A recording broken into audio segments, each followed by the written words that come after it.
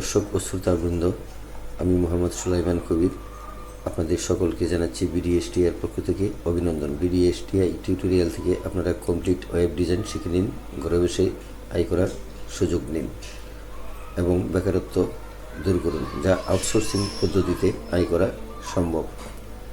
আমরা এই web design নতুনভাবে শুরু করছি। আমরা প্রোগ্রামটি অত্যন্ত যত্ন সহকারে আপনাদেরকে উপহার দেব। চলুন শুরু করা যাক।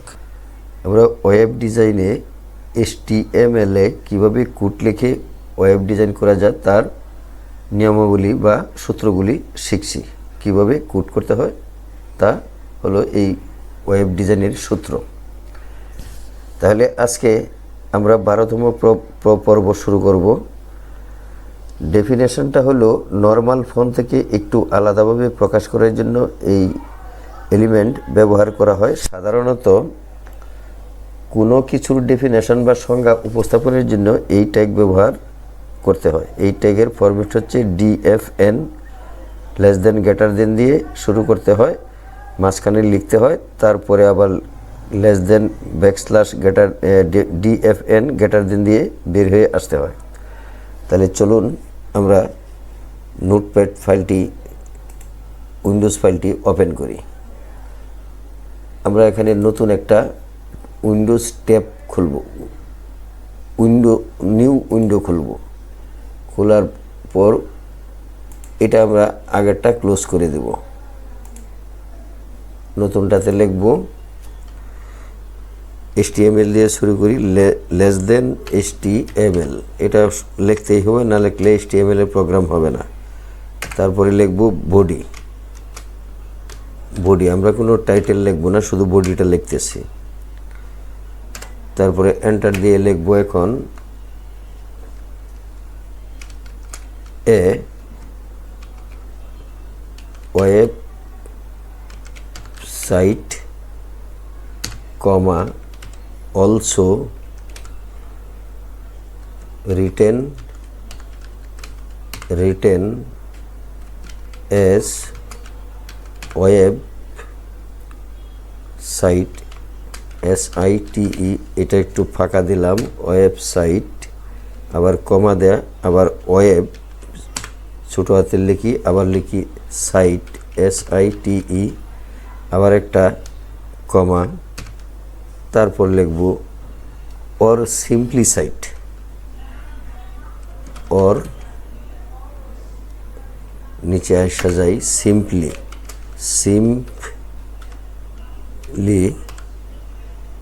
Site SITE, simply site. আমরা এখানে লিখি, এটা S ছোটো হাতের দেই, এখানে M দেই,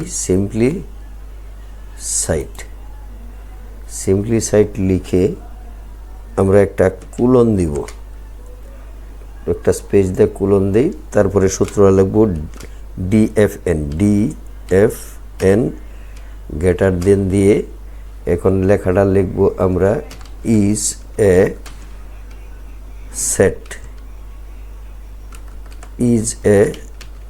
সেট অফ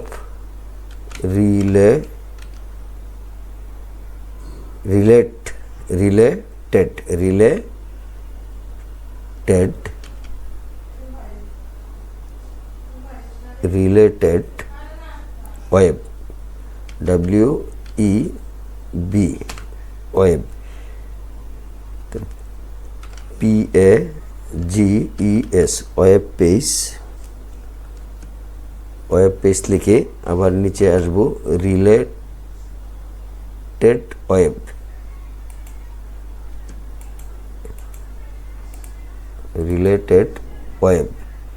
ওয়েব, বানানটা বোধহয় এখানে ভুল হয়েছে নাকি, রিলেটেড ওয়েব, ঠিক আছে, রিলেটেড ওয়েব পেজ লিখে আবার এন্টার দিয়ে নিচে আসি। এটা আমরা ব্রেক লাইন লিখব না, পেজেস লিখলাম, pages containing content such as text লিখলাম containing ning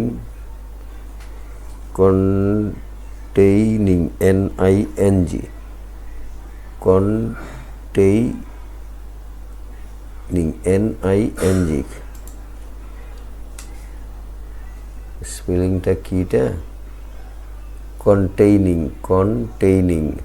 এটা ইন্টিনিং হয়ে গেছে containing তারপরে টেক্সট লিখলাম টেক্সট লিখে একটা স্পেস দিলাম একটা কমা দিয়ে স্পেস দিলাম তারপর লিখব ইমেজেস কমা দিব লিখে ভিডিও ও কমা দিলাম তারপর লিখব নিচে চলে যাই ভিডিও এখন আবার নিচে চলে আসলাম ভিডিও দিয়ে একটা কমা দিলাম নিচে চলে আসলাম আসার পর আবার লিখি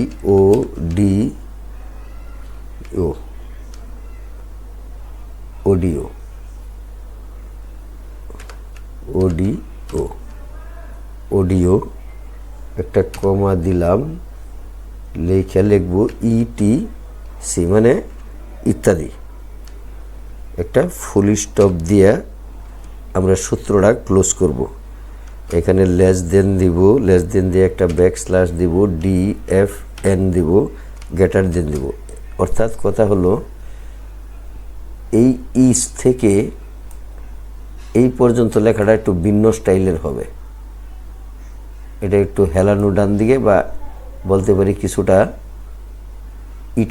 ইটালিক লেখার মতো এই পর্যন্ত এইখান থেকে এই পর্যন্ত এই লেখাটা হবে ইটালিক স্টাইলের মতো কিছুটা হবে এটাই আলাদা একটা ডেফিনেশন এখন আমরা লিখব এ website is hosted A website SITE website is hosted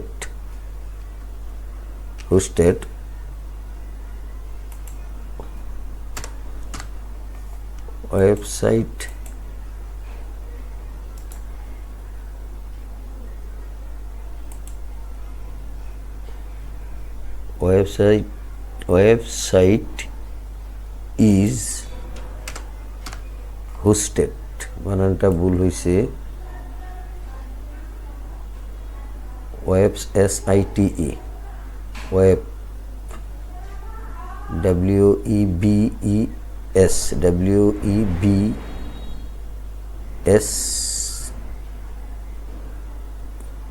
WEBSI বানানটা ভুল হলে কেমনে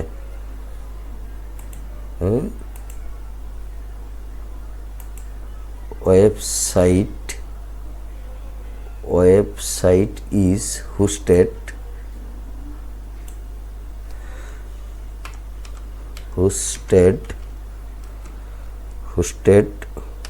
on at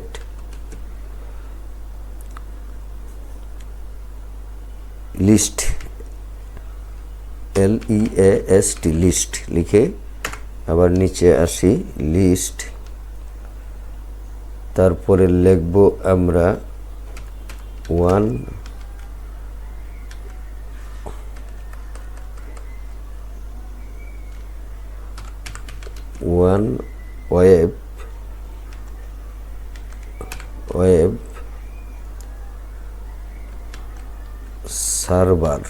web server comma দিলাম server accessible CESSIBLE accessible via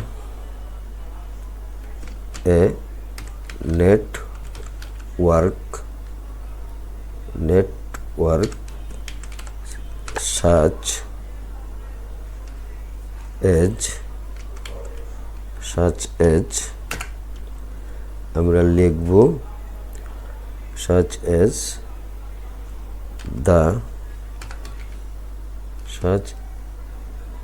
the internet or a private local area network through THROUGH through an internet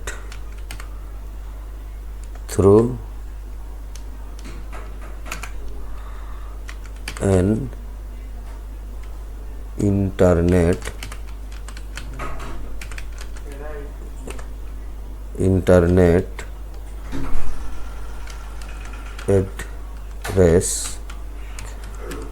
WN known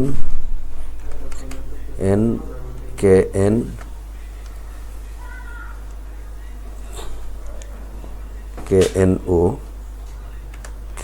KNOWN known as a uniform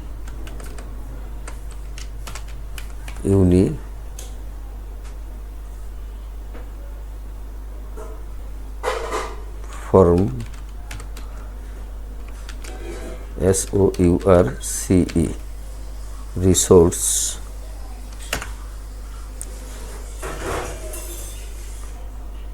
resource locator. এটা full stop দিলাম। এখন আমরা লিখব less than backslash body greater than, তারপর লিখব less than backslash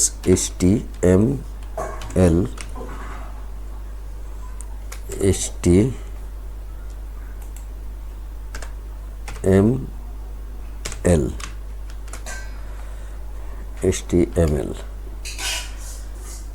এখন এই definition থেকে পরবর্তী ডেফিনেশন পর্যন্ত এই লেখাটা ডান দিকে হেলানো থাকবে ইটালিকের মতো, আর লেখাটা একটু চিকন দেখা যাবে। এটার সূত্র হইল এটা।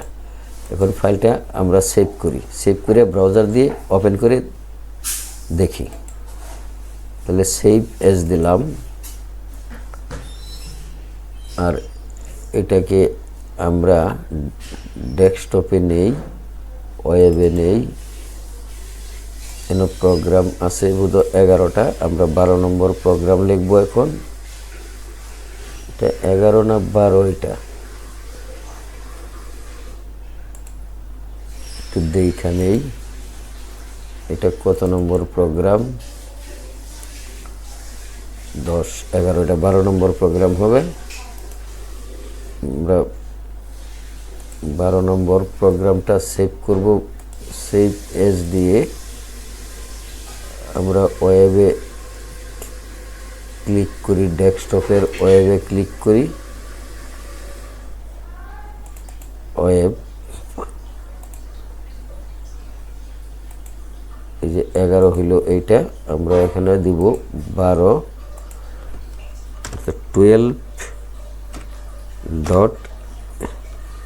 12.html সেভ করলাম, ক্লোজ করি। ফাইলটা নতুন করে ওপেন করি, এইখানে ওপেন করব। তাহলে এইটা হইল, এই হইল 12। তাহলে 12তে ডাবল ক্লিক করি।